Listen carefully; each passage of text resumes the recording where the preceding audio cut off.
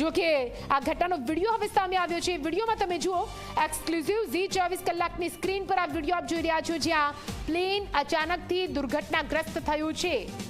ઝી 24 કલાક પાસે આ વિડીયો આવ્યો છે। આ વિડીયો આપ જોઈ રહ્યા છો કેવી રીતે આ પ્લેન દુર્ઘટનાગ્રસ્ત થયું।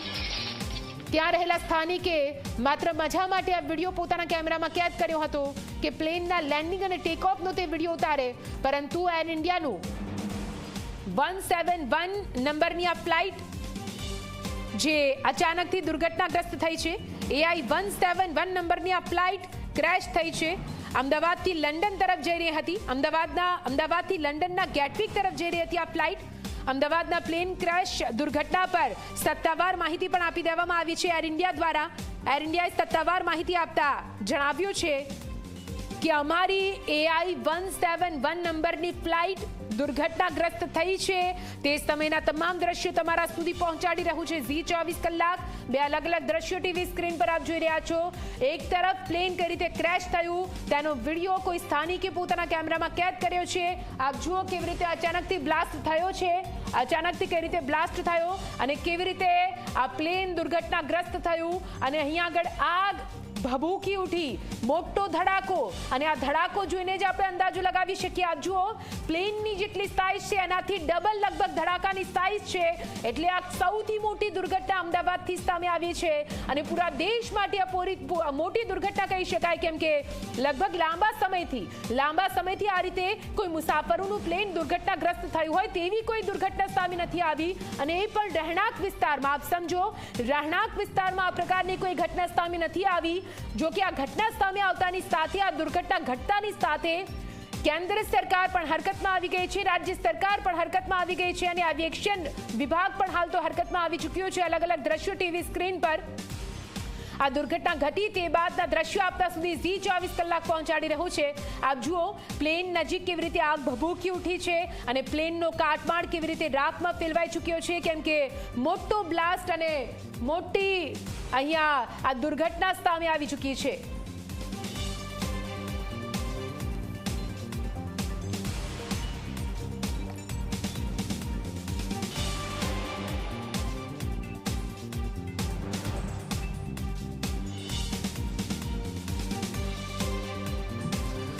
અને હવે તમને અલગ અલગ દ્રશ્યો ટીવી સ્ક્રીન પર બતાવી રહ્યા છે। કેમેરા 1, કેમેરા 2, કેમેરા 3 અલગ અલગ દ્રશ્યો ત્યાંની પરિસ્થિતિની પૂરી વરવી વાસ્તવિકતા દર્શાવી રહ્યા છે કે આખરે કેવી રીતે આ પૂરી ઘટના ઘટી હશે।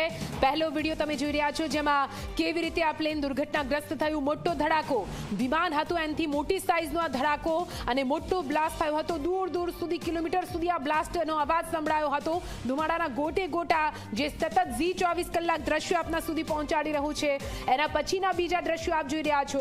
દુર્ઘટના સ્થળે કેવી રીતે મોટી સંખ્યામાં લોકો ભેગા થઈ ગયા હતા, લોકો એકઠા થઈ ગયા હતા। જો કે અંદર લોકોને જતા અટકાવવામાં આવી રહ્યા છે, જેથી મોટી જાનહાનિ ટળે અને તુરંત જ રાહત અને બચાવ કાર્ય પણ શરૂ કરી દેવામાં આવ્યો છે। ત્રીજા દ્રશ્યો પણ તમને બતાવ્યા। આપ જુઓ કેવી રીતે ત્યાં રાહત બચાવ કાર્ય શરૂ કરવામાં આવ્યું છે। અંદરના દ્રશ્યો હવે સામે આવી રહ્યા છે। જ્યાં આ દુર્ઘટના ઘટી છે ત્યાં તમામ ઉચ્ચ અધિકારીઓ પહોંચી ચૂક્યા છે, તમામ જવાનો પહોંચી ચૂક્યા છે। BSF, પોલીસ, ફાયર બ્રિગેડના જવાનો રાહત અને બચાવ કાર્ય તુરંત શરૂ કરી દેવામાં આવ્યું છે, જેથી વધારેમાં વધારે લોકો જે ફસાયેલા છે તેમને બચાવી શકાય। પ્લેનમાં પણ 242 લોકો સવાર હતા જેઓ દુર્ઘટનાનો ભોગ બન્યા છે, એમને પણ બચાવવા એક મોટો પડકાર ચોક્કસથી હાલ તો રાહત અને બચાવ કામગીરી કરતી તમામ આપ જુઓ, BSF, NDRFની ટીમ અને પોલીસનો કાફલો ઘટના સ્થળે પહોંચી ચૂક્યો છે। સેનાના જવાનો પણ ત્યાં પહોંચ્યા છે, જેથી તુરંત જ રાહત અને બચાવ કાર્ય શરૂ કરી શકાય। જેટલા પણ લોકોને બચાવી શકાય તેટલા લોકોને બચાવીને જે મૃત્યુઆંક છે તેને ઓછો કરી શકાય, કેમ કે આ મોટી દુર્ઘટના અને હવે શક્યતા એ જ વ્યક્ત કરવામાં આવી રહી છે કે મૃત્યુઆંક પણ અહીં મોટો હોઈ શકે છે। આપ જુઓ, રહેણાંક વિસ્તારમાં આ પ્લેન ક્રેશ થયું છે। બોઈંગ વિમાન એર ઇન્ડિયાનું AI 171 નંબરની આ ફ્લાઇટ જે લંડનના ગેટવિક પહોંચવાની હતી, અમદાવાદથી તેણે ઉડાન ભરી અને કેવી રીતે અચાનકથી તે સ્ટાફ છે વિજયભાઈનો એ સ્ટાફ જઈ રહ્યો છે અને ક્યાંક ને ક્યાંક સીધી રીતે જોવા જઈએ તો ફ્લાઇટ અલગ હોવાના કારણે વાત અત્યારે શૈલેષ માંડલિયા જે છે તેમના દ્વારા કરવામાં આવી છે અને જે પ્રકારની ફ્લાઇટ અલગ હોવાની વાત છે પણ અહીંથી તાત્કાલિક અસરથી લંડન જવા માટે વિજયભાઈ નીકળ્યા હતા અને નીકળ્યા પછી જે ફ્લાઇટ અલગ હોવાની વાત અત્યારે તેમના પીએ શૈલેષ માંડલિયા દ્વારા વાત કરવામાં આવી છે પણ ચોક્કસ ક્યાંક ને ક્યાંક અત્યારે વિજયભાઈ સાથે સંપર્ક નથી થઈ શકતો એટલા માટે એ સીધા જ ઘટના સ્થળે અને અમદાવાદ એરપોર્ટ પર જવા નીકળ્યા છે. કેમેરામેન રમેશ ટુડિયા સાથે હિતલ પારેખ, જી મીડિયા, ગાંધીનગર.